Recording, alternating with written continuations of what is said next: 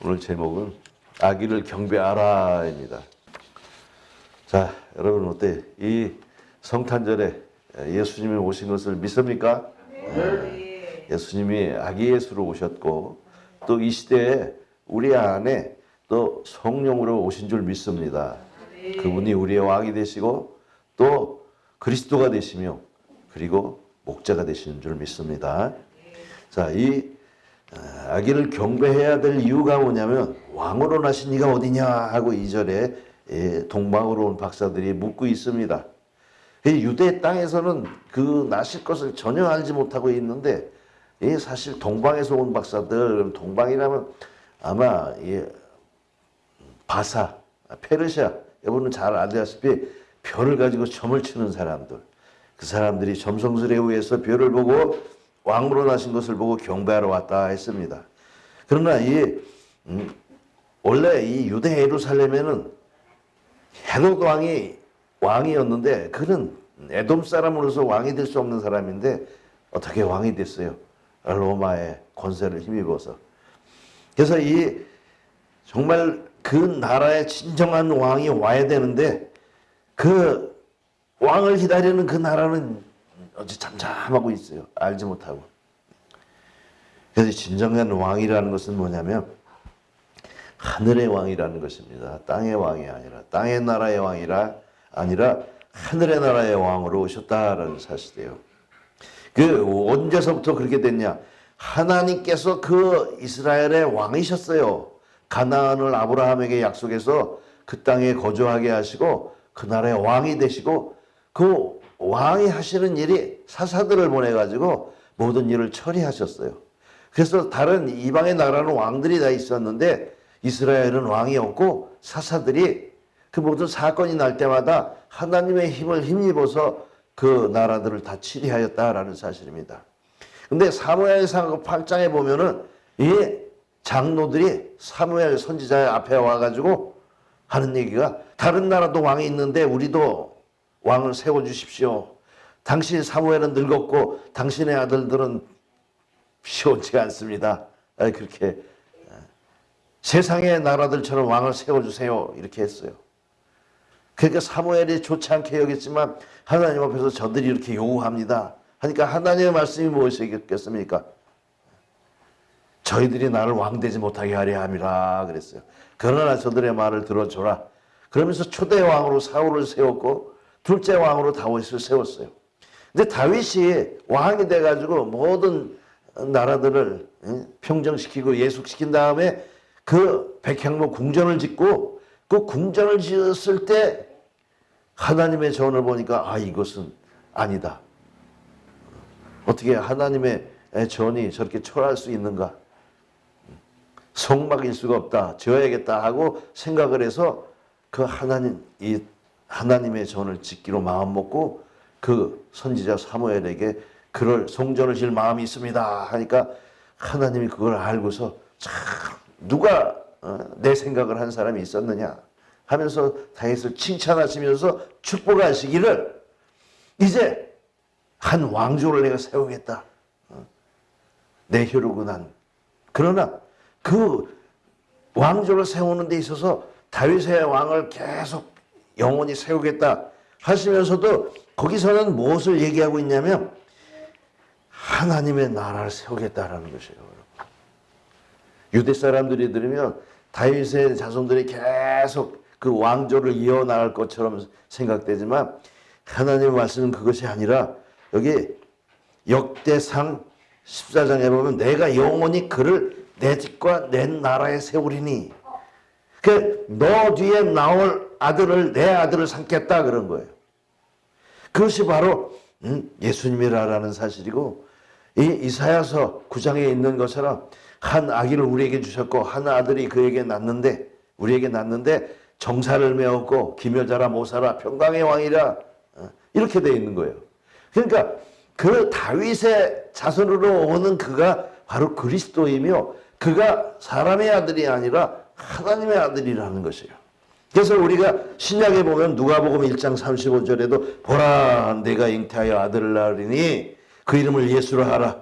그가 큰 자가 되고 지극히 높으신 이 아들이라 일컬어질 것이요 주 하나님께서 그 조상 다윗의 왕위를 그에게 주시리니 영원히 야곱의 집에 왕으로 다스릴 것이며 그 나라가 무궁하리라.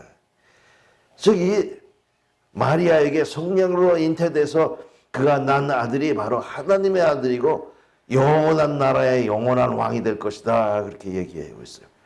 그래서 예수님 오셨을 때 그 뭐 병든 자와 귀신 들린 자들이 그 그리스도를 소망하고 왕을 기다리는 자들은, 겸손한 자들은 예수님이 왕이신 것을 고백하고 다윗의 자손 예수여 하고 그 믿음으로 예수님을 받아들이고 영접하였다라는 사실입니다.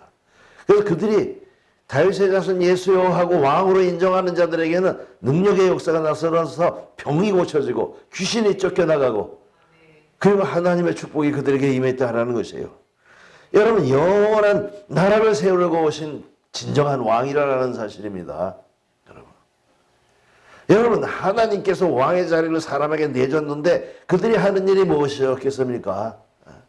온전히 그 나라를 지휘하지 못해서 하나님께서는 다시 새로운 약속을 세우시는데 그것이 신약이고, 신약에서는 직접 예수께서 왕이 되셔가지고 그 나라를 세우겠다는 것이에요. 그래서 예수님은 나라를 세우려고 오신 왕입니다.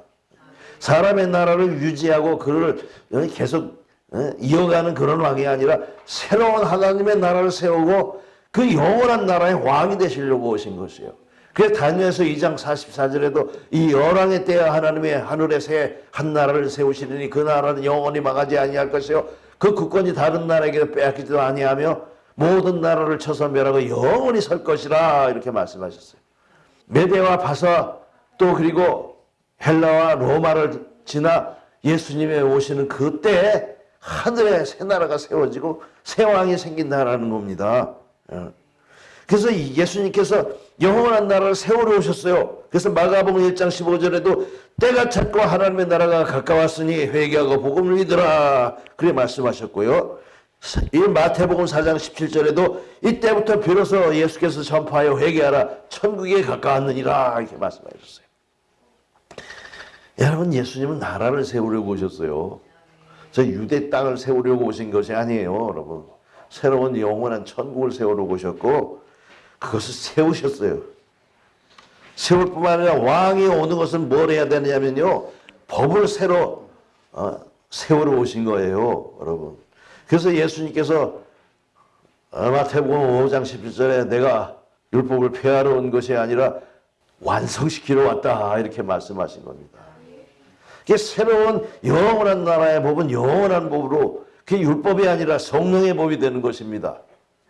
그래서 우리가 하나님께 받은 성령 받은 자들은 성령의 법을 지키면서 살고 있는 거예요. 여러분, 이 율법의 완성을 예수님이 하셨어요. 그래서 오늘날 예수님은 그 법을 제정하신 분이라 이겁니다. 이 법이 뭐 어떤 법이냐면요, 다른 법이 아니에요. 여러분, 요한복음 1장 17절에 보면 율법은 모세로 말미암아 주어진 것이요 은혜와 진리는 예수 그리스도로 말미암아 온 것이라 이렇게 되어 있습니다. 그럼 무슨 얘기냐면 은혜와 진리라는 것, 그것은 율법을 넘어선 법입니다. 진리가 바로 법이기 때문에 그래요. 하나님 말씀이 곧 법이고 진리이기 때문에. 그래서 이 진리로 말미암아 우리가 자유함을 누릴 수 있는 거예요. 그래서 진리가 너희를 자유케 하리라 요한복음 8장 말씀하셨어요. 여러분, 이 은혜와 진리가 예수님으로부터 온 것이에요. 새로운 법이 왔단 말입니다. 여러분, 왕이 사람일 때에는 어떻게 되겠어요? 땅의 나라에서는 그 통치의 성격이 다른 거예요. 자기들을 위한, 왕들을 위한, 귀족을 위한 법을 세워 나가지만 예수님께서는 그런 법이 아니었어요. 정말 애통하는 자들을 위해서 법을 세우시고 이 세상을 힘들게 살아가는 연약한 자들을 위해서, 착취당하는 자를 위해서, 어찌할 바 모르고 고생하는 자들을 위해서 새로운 법을 세우셨는데 낮은 자는 높이고 높은 자는 낮추는 그런 법을 세우셨다라는 것이에요. 그래서 마태복음 10장 25절에도 예수님께서 제자를 불러다가 이방인의 집권자들이 그들의 임의로 주관하고 백성들을 임의로 주관하고 그 고관들이 권세를 부리는 줄 너희가 알거니와 너희 중에는 그렇지 아니하야 하느니 너희 중에 크고자 하는 자는 너희를 섬기는 자가 되고 너희 중에 누구든지 득템이 되고자 하는 자는 너희의 종이 되어야 하리라. 인자에 온 것은 섬김을 받으려 함이 아니라 도리어 섬기려 하고 자기 목숨을 많은 사람의 대속 물려주려 함이니라. 여러분, 하늘의 법은요 섬기는 법이에요. 땅의 사람들의 법은 요즘에도 그렇지 않습니까? 자기들의 집권을 유지하기 위해서 계속해서 그 권세를 누리기 위해서 법을 바꾸는 이 세상에, 아니 민생들의 민생고는 펼쳐놓고 자기들이 살 길만 이게 하는 법을 갖다가 만들어내니 이게 반대가 극심하지 않습니까? 여러분, 예수님은요 율법을 완성시키려고 왔는데 그것은 사람을 존중하는 법을 크게 하려고 오신 겁니다. 그래서 예수께서 이 법이 두 가지가 있는데, 하나는 내 하나님을 마음을 다하고 뜻을 다하고 목숨을 다하여 내 하나님을 사랑하라, 이것이 첫째이고, 둘째는 내 이웃을 내 몸같이 사랑하라, 이것이 율법과 선지자의 강령이니라, 이렇게 말씀하셨어요. 하나님을 섬기는 그들에게 하나님보다 우선하는 인간 존중을 말씀하신 거예요. 그래서 그들이 하나님 앞에 예물을 드리려고 와서 예배 시작하기 전에 형제에게 원망 들을 만한 일이 생각나거든 가서 먼저 사과하고 그 다음에 예배를 드리고 제사를 지내라, 이렇게 말씀하셨어요. 하나님을 위한 법이 아니라 사람을 위한 법이에요. 여러분, 하나님이 뭘 우리에게 바라겠습니까? 여러분, 서로 사랑하는 것이 법이라고 예수님께서 새 법을 우리에게 허락하셨어요. 자, 이렇게 땅의 법과 하늘의 법이 이렇게 다른데 그것이 오늘날 우리에게 주신 성령의 법입니다. 사망의 법에서 우리를 건져내셔서 생명의 성령의 법으로 살게 하셨어요. 그래서 우리 예수 그리스도를 영접하는 자는 그 안에 성령을 통해서 하나님의 성령의 법을 지켜나가는 것입니다. 자, 두 번째는 그리스도입니다. 3절과 4절 5절에 보니까 헤롯 왕은 온 예루살렘에 듣고 소동한지라 왕의 모든 대제사장과 백성들의 서기관들을 모아 그리스도가 어디서 나겠느냐 물으니 유대 베들레헴이 오니 이는 선지자로 이렇게 기록된 바, 이렇게 되어 있습니다. 여러분, 그리스도라는 것은 구원자라는 거예요. 메시아라는 겁니다. 오직 예수라는 이름이 하나님이 백성을 구원한다라는 이름의 뜻을 가지고 있는 겁니다. 오늘 이렇게 크라이스트 지저스 이렇게 얘기하지만 사실은 예수님이 바로 구원자인 것이에요. 그 이름의 뜻이. 여러분, 왜 구원자인 줄 아십니까? 예수님이 마가복음 1장에 중풍병자를 데리고 나왔을 때 그에게 사람들의 믿음을 보시고 중풍병자에게 작은 자여 내 죄 사함을 받았느니라 그랬어요. 그러니까 서기관들이 앉아서 이 사람 참남하다, 신성모독이다, 어떻게 자기가 하나님 한 분밖에 해줄 수 없는 죄사함을 얘기하고 있느냐 그랬어요. 여러분, 하나님 한 분밖에 죄를 사하실 분은 없어요. 그래서 우리가 제사 드리는 이것이 죄사함 받으러 오는 거예요. 여러분, 예배 드리는 게. 그전에는 양이나 소나 짐승으로 우리 죄짐을 대신하여 대속제물로 드렸지만 이제는 예수님이 우리 죄인들을 위해서 십자가 위에서 살을 찢고 피를 흘렸기 때문에 우리는 이제 예수님으로 말미암아 예배를 드리는 거예요. 여러분, 그렇기 때문에 예수님만이 죄사함의 권세를 가질 수 있는 겁니다. 그래서 이 누가복음 2장 10절에 그러나 인자가 땅에서 죄를 사하는 권세가 있는 줄을 너희로 알게 하려 하노라 그랬어요. 말로만 죄사함을 주시는 것이 아니라 우리의 죄를 사해주기 위해서 십자가를 지셨다라는 사실이에요. 그래서 예수님께서는 제자들에게 틈날 때마다 내가 대제사장과 서기관들과 예루살렘에서 박해를 받고 죽었다가 다시 살아나야 되리라 계속 그렇게 말씀하신 거예요. 갈라디아서 1장 4절에 보면 그리스도께서 하나님 곧 우리 아버지의 뜻을 따라 이 악한 세대에서 우리를 건지시려고 우리의 죄를 대속하기 위하여 자기 몸을 주셨으니 영광이 그에게 세세토록 있을지어다 이랬어요. 여러분, 예수님이 십자가를 지셨기 때문에 죄사함의 권세가 있는 거예요. 여러분, 아무도 인생들을 위해서 십자가를 지실 사람은 없는 겁니다. 그걸 지셨기 때문에 우리를 용서해 줄 수 있는 그 능력을 가지신 거예요. 그래서 마태복음 1장 21절에도 아들을 낳으니 그 이름을 예수라 하라. 이는 그가 자기 백성을 저희 주에서 구원할 자이심이라. 예수님의 이름이 그렇지 않습니까? 사도행전 4장 12절에도 다른 이로서는 구원을 받을 수 없나니 천하의 이름 중에 구원을 받을 만한 이름을 우리에게 주신 일이 없음이라. 그 예수님의 이름은 바로 구원이에요. 구원. 나를 구원하소서. 우리가 예수님의 이름을 부를 때는 내 죄 사함을 주옵소서 하는 거예요, 여러분. 네, 다른 게 없어요.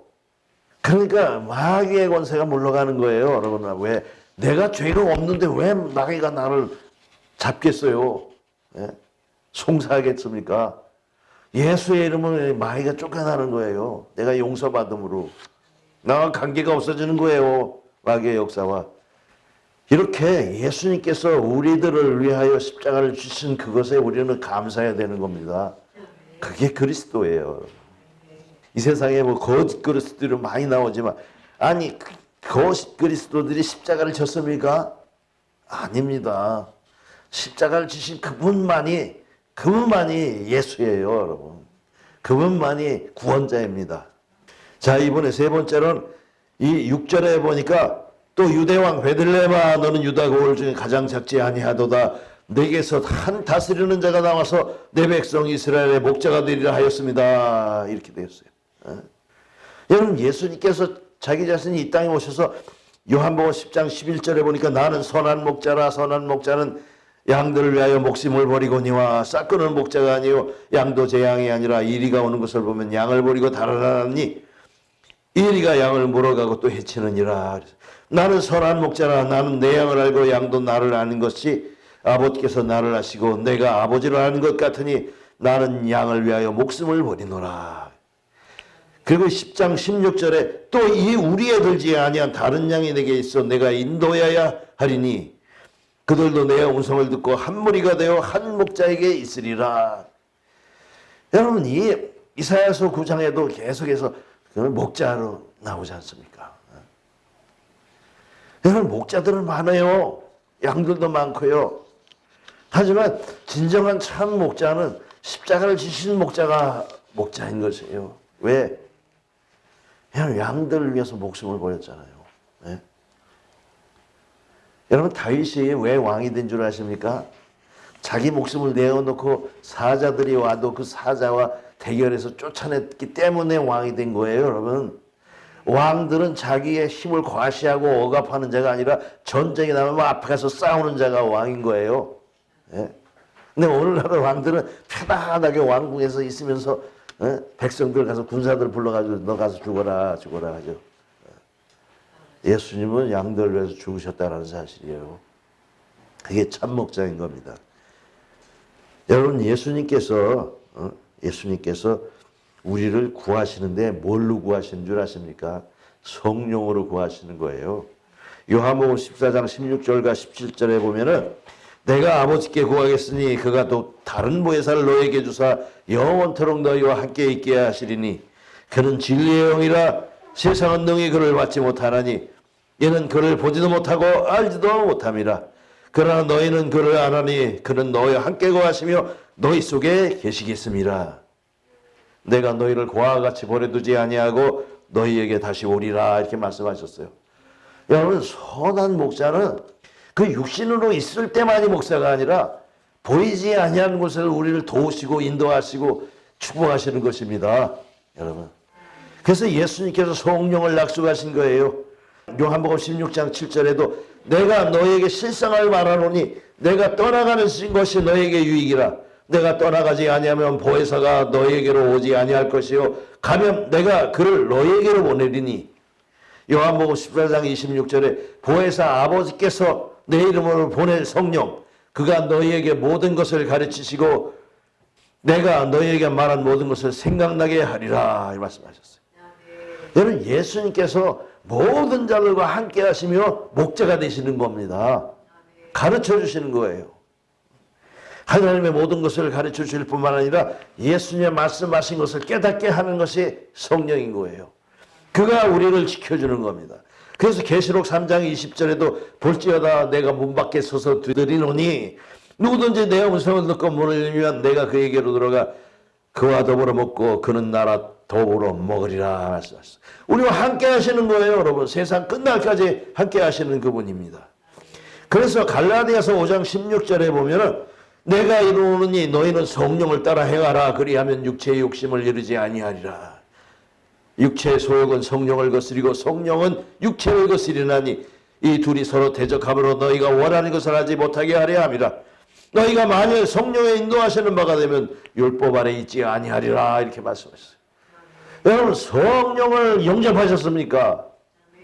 저들의 그 땅에 오셨을 때 아기 예수를 영접한 것처럼, 예수님을 영접한 것처럼 오늘날 우리는 성령을 우리가 신령 안에 영접해야 되는 것입니다. 그가 와서 목자가 되어서 우리를 가르치시고 우리를 인도하실 것입니다. 영원한 생명으로 인도하실 분은 오직 우리 안에 우리와 함께 하시는, 먹고 마시는 그분 성령인 것입니다. 성령이 없으면 하나님의 나라를 볼 수도 없고 들어갈 수도 없으며 영원한 생명의 길로 따라갈 수도 없는 것입니다. 자, 네 번째, 10절과 11절에 보니까 그들이 별을 보고 매우 크게 기뻐하더라. 집에 들어가 아기와 그의 어머니 마리아가 함께 있는 것을 보고 엎드려 아기께 경배하고 보배합을 열어 황금과 유황과 모략을 예물로 드리니라 그랬습니다. 여러분, 헤롯은 말입니다. 자기의 정권을 빼앗길까 봐, 왕권을 빼앗길까 봐 불러가지고 나한테 보고든 보고해라 그랬는데 박사들이 예수님만 보고서 예물만 드리고 가버렸어요. 왜 그렇겠습니까? 옛날에 왕이 나겠다 그러면요 다 죽이는 거예요. 우리 조선시대에도 그랬잖아요. 고구려도 그랬고 역적이라고 해서 싹 죽여버리는 거예요. 형제도 말할 수 없이 죽여버리고요. 부모 자식이 없어요, 왕권에는.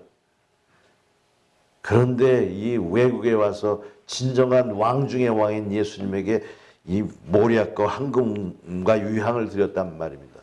여러분, 이 하나님 앞에 뭘 드리겠습니까? 준비하셨습니까? 헌금 준비하셨습니까? 헌금 하나님이 원하십니까?